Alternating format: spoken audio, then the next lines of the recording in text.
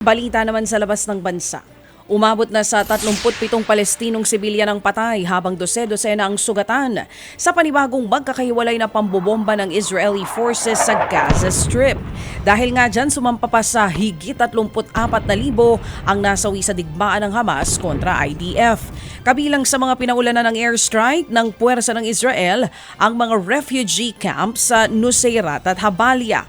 Nananatili pa ring tikom ang Israeli government sa panibago nilang pag-atake sa Gaza. Ibinahagi po naman ng isang 11 anyos na batang babae ang buhay sa gitna ng digmaan sa Gaza Strip.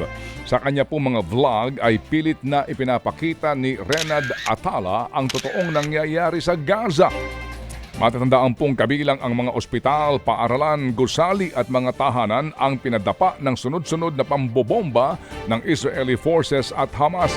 Si Atala ay isa lamang sa 1.7 milyong Palestino na apektado nga po ng gera sa pagitan po ng magkabilang puwersa. Sugatan ng isang lalaki matapos masabugan ng bomba malapit sa Kokav, Hashahar sa West Bank. Sa cellphone video, kita ang paglapit ng isang Israeli levy, yan ay matapos ng kaing hugutin ng nakabaong watawat ng Palestino. Pero nang akmang hihilain niya ito, bigla na lang sumabog ang nakabaong bandila. Mabuti na lamang at hindi matindi ang pinsala ng biktima matapos siyang hindi siya tumapat sa nakatanim nga na pampasabog. Nitong weekend dinaabot sa 14 na Palestinong namatay sa Tulkarm, West Bank patapos ang pag-atake ng Israeli forces. Isa ang kumpirmadong patay habang 7 iba pa ang nawawala matapos nga po namang bumagsak ang 2 helicopter ng Japanese military sakop ng isla ng Izu sa Japan. At ayon sa report, nagsimulang mawalan po ng kontak ang mga otoridad sa silangan po ng Torishima. Pawang SH-60K Patrol ang 2 aircraft ayon po yan sa kay Japanese Defense Minister Minoru Kihara.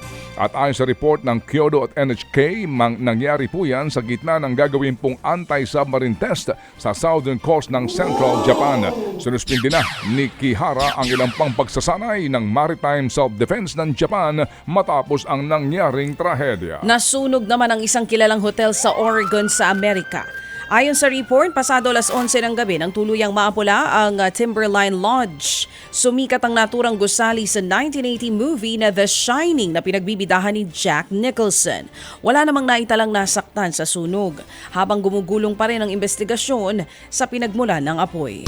Ted Filon at DJ Chacha ngayon nasa Radyo 5 92.3 News FM Monday to Friday 6 to 10 a.m.